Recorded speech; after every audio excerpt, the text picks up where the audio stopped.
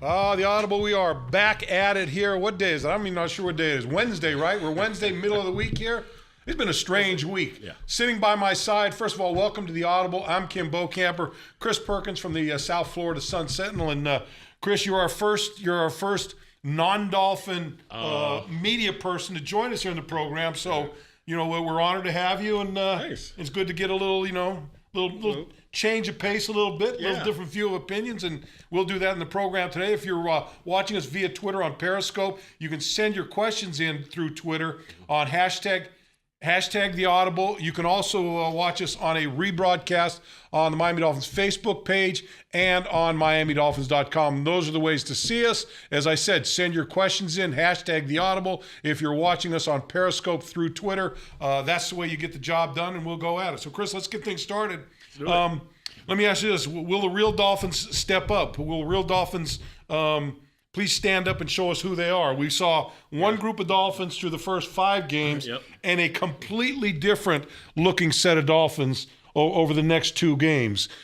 Will this game determine, is it going to be a continuation of what we've seen the last 2 games, or will this tell us that maybe that was an aberration and what we're going to see is more of what we saw in the first 5 ball games? Bo, I think this team ought to be what we saw in the last 2 games, because I've always said this team needs to be built on defense and running game, and that's nothing against Ryan Tannehill. It's just that I think that it's better when you ask Ryan to make a few choice plays as opposed to carrying the offense. Right. So we didn't know about the offensive line early because they weren't healthy.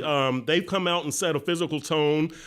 We didn't know Jay Ajayi was anything close to this, Bo. I mean, back-to-back 200-yard games. I mean, he was injured last year, injured during training camp.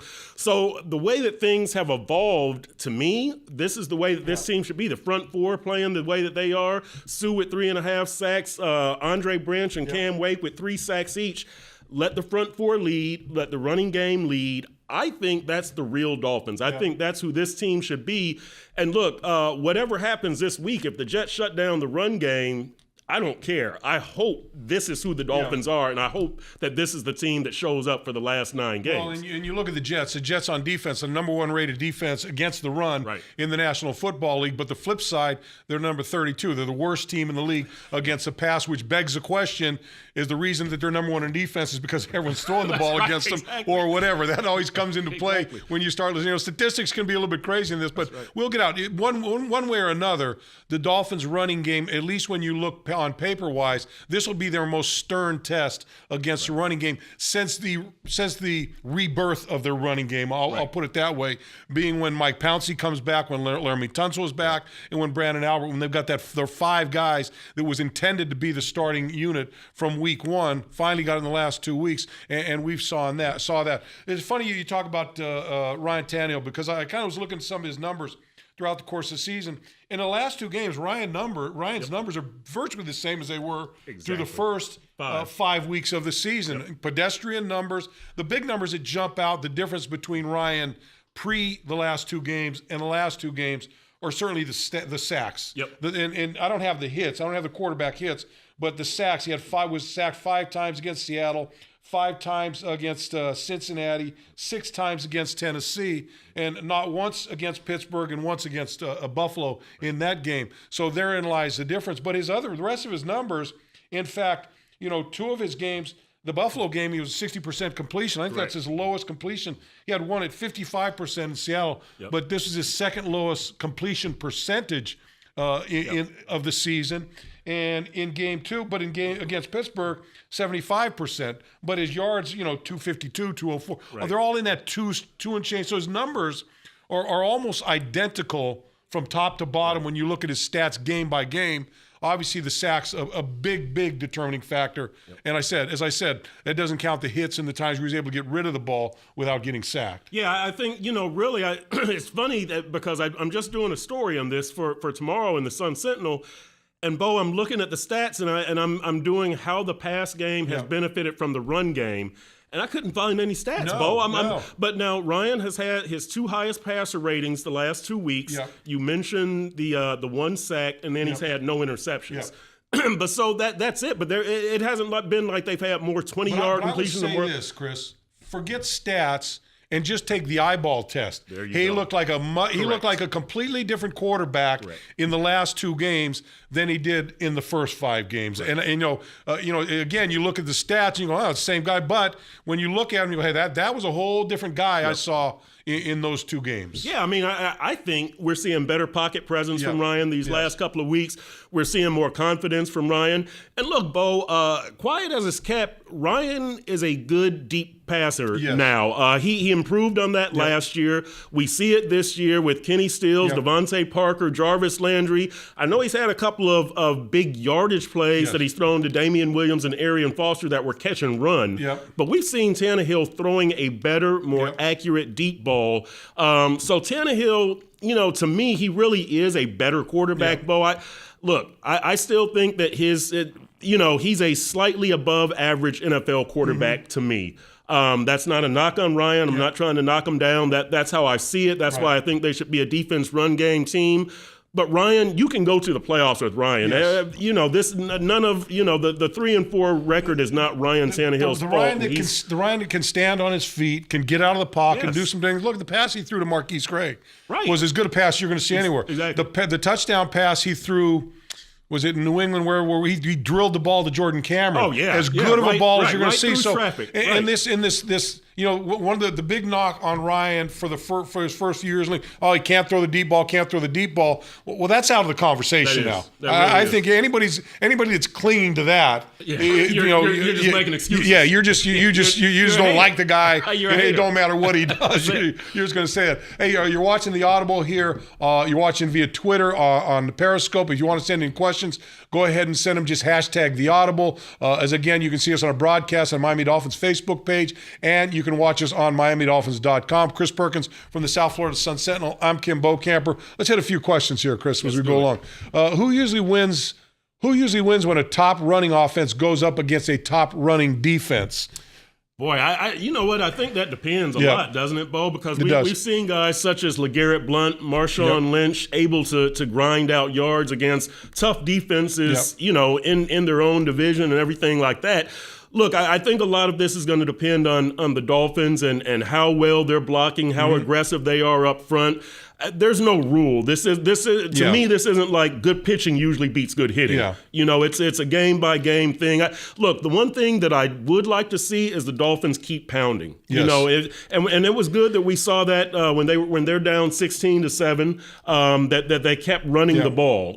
That's what I want to see is the Dolphins be committed. This is the best course of action. Yeah, there's going to be they're going to play a lot of 8-man fronts. There's going to be some opportunities on the outside, one-on-one. Tannehill go over the top, but stick with the run. You're a physical running team. Stick with it. Well, look, whether it's the Jets and their number 1 rated run defense or whoever they're going to face, whether it's San Diego, the Rams, Baltimore, the 49ers, and then the collection of people they've got coming up in the latter part of the season, at this point, everyone's gonna come in going, we got to stop their running game. Correct. First, job one, stop the Dolphins' running game, and then we'll go from there. So everyone's going to be trying to shut down their running game based on what they've done.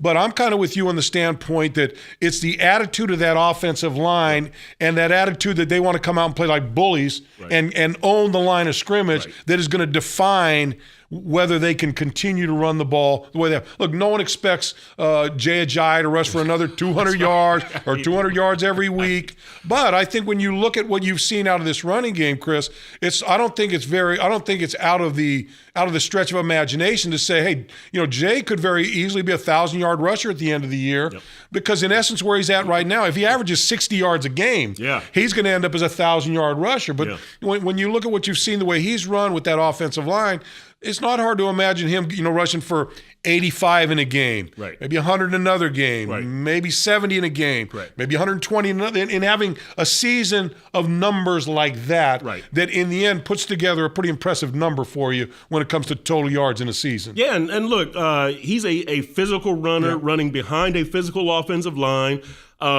it sets a tone, Bo, and you hear the players talk about it in the locker room. And look, Jarvis Landry is out there. He's a physical guy. He doesn't need the offensive line or Jay Ajayi to help him be physical. That defensive line, nobody needs to help Ndamukong Suh be physical or Cam Wake.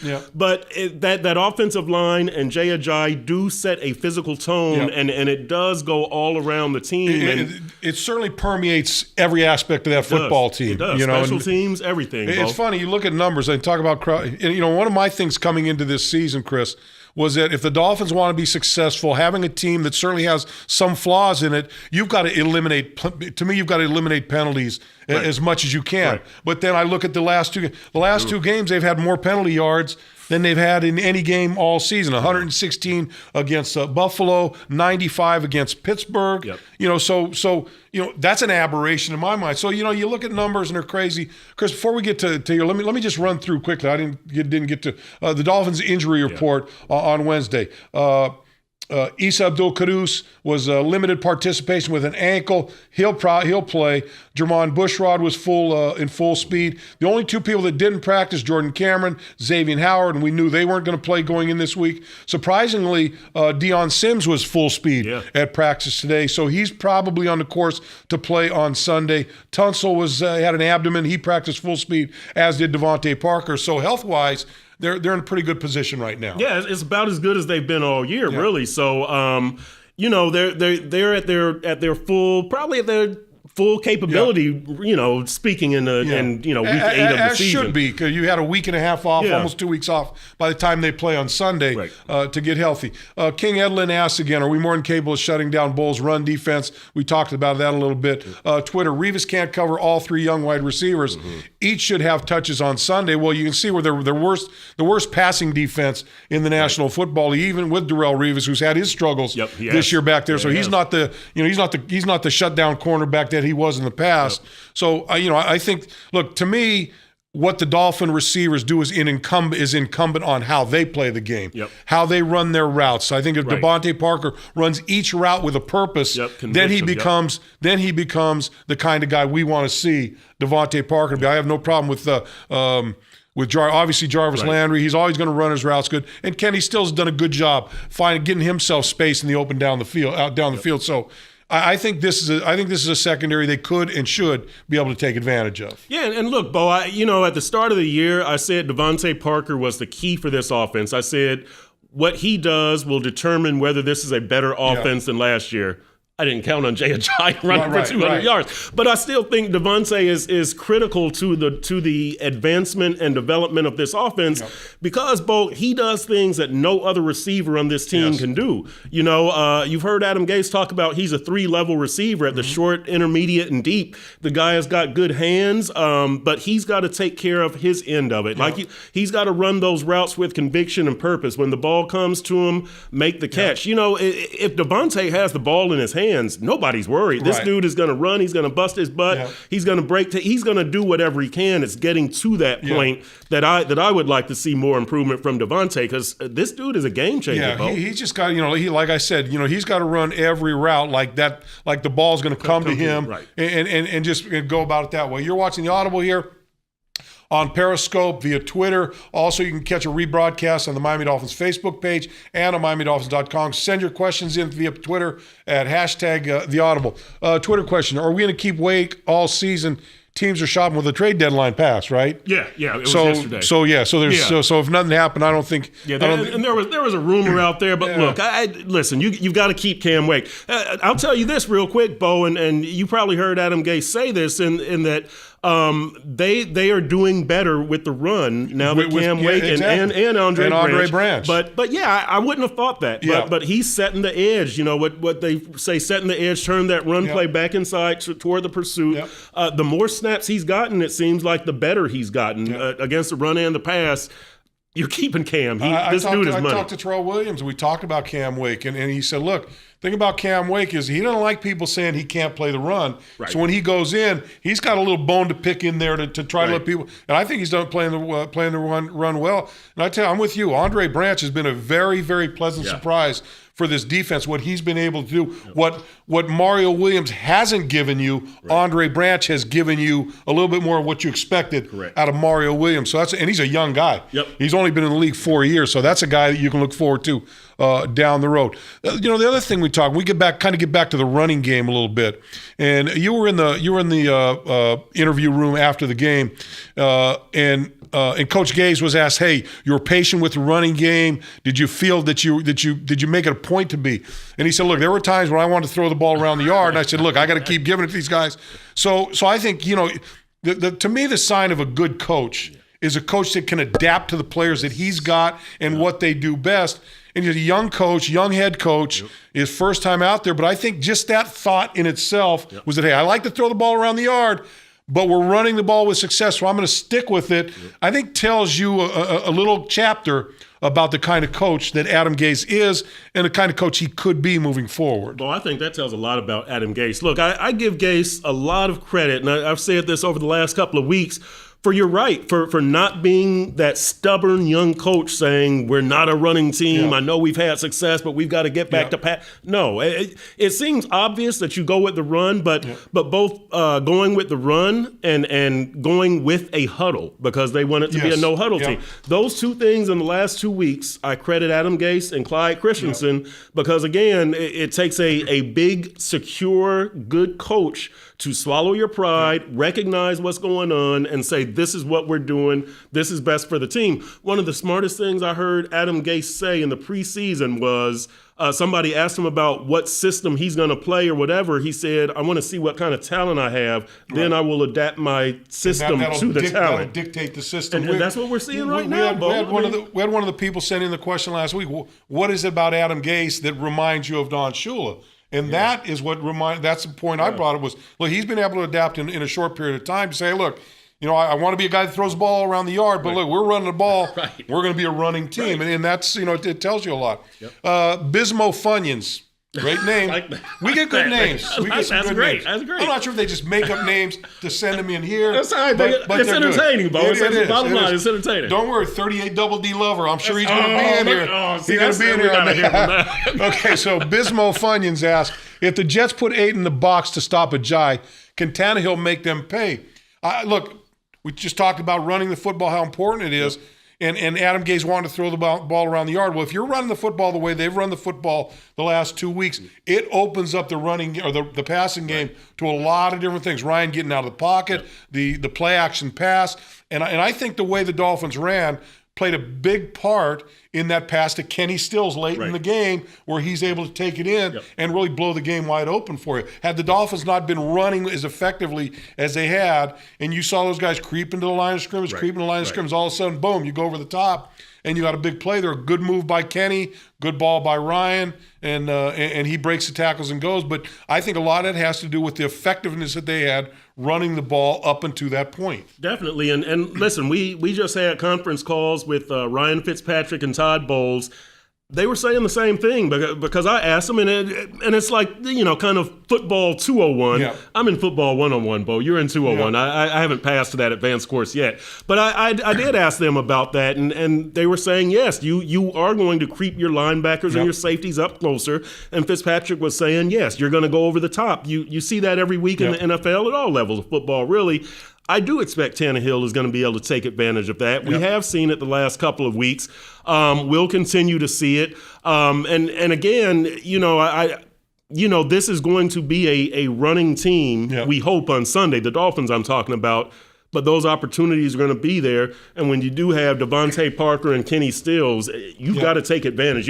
Even if they don't work out, if they drop a pass, if you have an interception, if Ryan's throw it, doesn't matter. You treat that like the run. You've got to keep taking a few shots. That's not going to be your offense, but you've got to keep them honest and keep letting them know you creep those guys in, we're going over the top. Along with the conversations about the wide receivers, let's not forget about the tight ends that have become a major part of this offense.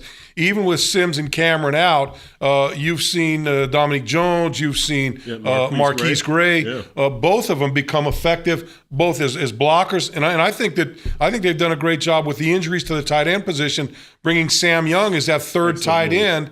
You know, I know I've heard guys talking about, they're playing an unbalanced line. No, he's basically third. They want to run a 3 tight. He's the third tight end. Right. So they've made that change too. I think that certainly has helped them along. We'll get back to another question. You're watching the Audible here on Facebook or on Twitter via Periscope. You can send your questions in via Twitter, #TheAudible. You can also watch a rebroadcast on the Miami Dolphins Facebook page and on MiamiDolphins.com. Beatty Wadada says we need number 11 to have a breakout game. I think he's had some good games. Yeah. What we need him to have and begin from now on is have consistency week in and week out in his production and his ability to become open and present himself to Ryan Tannehill so he can throw him the football. Right. Again, the big thing with him last year was a term that I hate, Bo, catch radius. The football terms. But he had it. I mean, you threw the ball anywhere close to this kid. His hands were grabbing it. I mean, nothing got by him. And so, you would like to see him get open or look, he doesn't have to be. I mean, what is open for Devontae? This much doesn't need to be much, right? Because this guy, you throw it anywhere. To me, when I look at Devontae, it's like, look, if it's a 50-50 ball, chances are he's going to get it, especially if it's up in the air. Yep. He lives up in the air, and that's probably where his best game is. Right. When he goes up because he can out jump guys. He's a long, tall guy. Yep. He's got the long arms, all those types of things. Again, I just go back to him running routes with passion each and every time. I'm not worried about him. I'm not worried about him catching the ball, and he's a pretty tough guy. He's taking some hits. He's taking some hits and then jumped right up and got back at it. Will Mitchell be back for this game, and will we see more Mario Williams at defensive tackle? Earl's got to go one more game. One more game until he can come right. What is San Diego? Right? Yes. San Diego. And I think we will see more Mario at defensive tackle because it works, and because you've got some guys at end who are excellent pass rushers. Yeah. Well, now you can have two more good pass rushers in the middle. We know about Sue. Yeah, you put Mario in there. Now you've got a ferocious 4-man front. It's not how you thought it was going to be with Mario at defensive tackle. Yeah. You didn't think that at the start of the season. Hey, the guy has been outplayed at the end position, but he's willing. Look, Vance Joseph and Adam Gase have said Mario's attitude has been really good. Yep. So, stick him in the middle. You get 4 excellent pass rushers and 4 excellent defensive linemen out there. Stick it out there, Bo. It works. That's the other thing when you look at, and I want to just say Adam Gase, but I'm going to say the coaching staff, because Vance has done the same thing. Rarely in this league do you see coaches call players out. Oh, Vance has been stick their finger on them and say, this guy needs to do that guy needs to do that. Both of them have done that to a degree. Yep. And I think the thing that really, to me, is, you've got to have a pretty good relationship with your players to be able to do that and not have it turn into chaos in the locker room where guys going, that guy doesn't know what he's talking about, that guy this, where they said, okay, you know what, hey, he's right, I got to do it. Yep. And which is something that says it's refreshing to see that from a coaching staff and the reaction from the players in that locker room. Yeah, and I don't know where that comes from, Bo, if it's the players, the coaches, individuals themselves. But look, here's a guy who, and I'm talking about Adam Gase and Vance Joseph. Vance has called out Mario Williams publicly. Juwan James got sacked. That was a public action. Jay Ajayi gets left at home. That's a public action. And listen, Adam Gase has told us. Byron Maxwell, another one, a veteran. Correct. Yeah. And Adam Gase, we asked Adam about Vance Joseph being so candid, and he said, and Mario Williams said, Vance doesn't say anything to you guys that he hasn't told us. Right. So by the time you hear it, we've heard it. So look, these guys are doing things the right way. I'm not saying the Dolphins are going to win the last 9 games, but you like the way they handle situations. But I think those things, to me, Chris, are not so much about what's going to happen this week or 2 weeks from now. To me, that's the foundation of what this team and this franchise is going to look next year and the year after. Because a lot of that stuff, a lot of that saber rattling sometimes is to find out what that guy has in here. If the guy kind of wilts, they're going to, hey, you know what? We know where that guy's headed to. That's not the guy we want on our team. The guy that, stands up and shows you, okay, that's the guy we want to go to. We want to go to battle with each and every week. So I think there's a lot of that. To me, it's not short-term stuff. It's long-term and getting the type of people we want to coach with this football team and to help our football team be successful down the road next year and the year after. And for and what you'd like to be the Pittsburghs, the Seattles, the New Englands, those teams that are consistently winning each and every year. When you can walk in each and every and know that, hey, this is gonna be a playoff team. We know that. Right. It's just how far are we going to go? Yeah, now I'll tell you something else on that real quick, Bo. You remember 2 weeks ago, I guess, Pro Football Focus, the website that ranks all players, they had Byron Maxwell, I believe, as the worst performing defensive back of the week. Yeah. Michael Thomas sees this, and he gets on Twitter and he says, hey, that touchdown, that was not Maxwell's fault. That was me. Yes.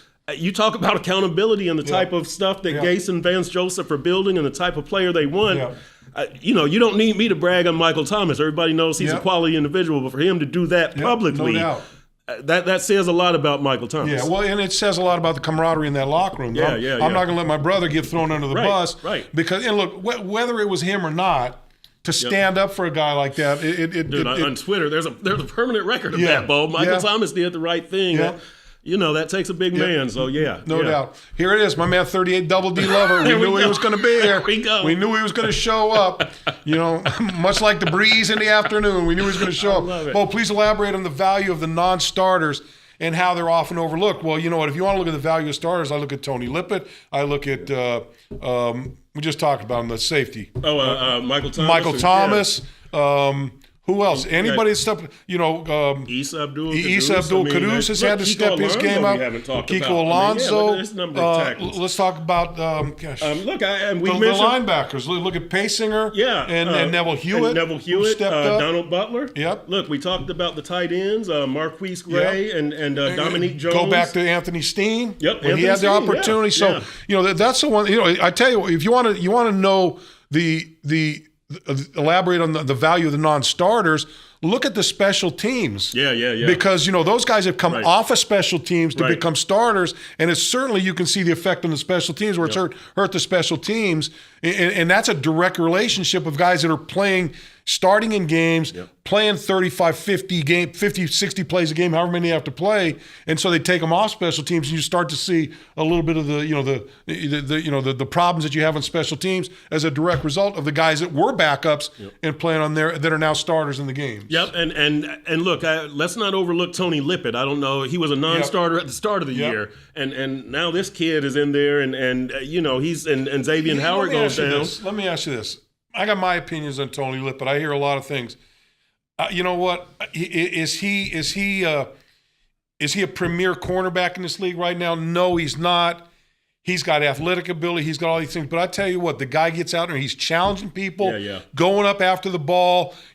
Guys aren't beating him by 10 yards and just, they're throwing the ball over the top. Right. He's challenging, and he's in there battling it out. And I like the course that he's on as a cornerback. Probably never going to be a starting guy throughout his career, but he'll certainly be a guy after this season, at least in my opinion. You're not going to have concerns for sticking him in there, whether it's in a nickel situation or whether he's got to step in and fill a role for somebody that's got the injury bug for a little while. Yeah, I mean, this is a guy who I guess maybe his senior year at Michigan State, he started playing a lot of corner and defensive back.